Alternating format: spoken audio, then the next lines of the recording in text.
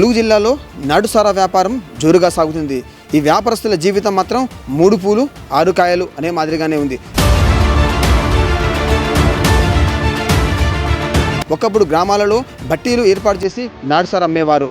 బయటి ప్రపంచానికి తెలియడంతో వీరి అడ్డాలను అడవిలోకి మార్చడం జరిగింది.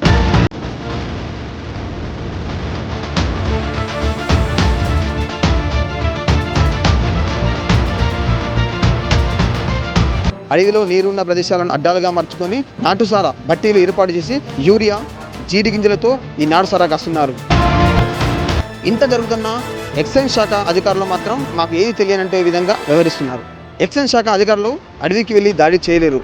అడవిలో బట్టీలు ఏర్పాటు చేసినా చూసి చూడట్టుగా అడవి శాఖ అధికారులు వ్యవహరిస్తున్నారు.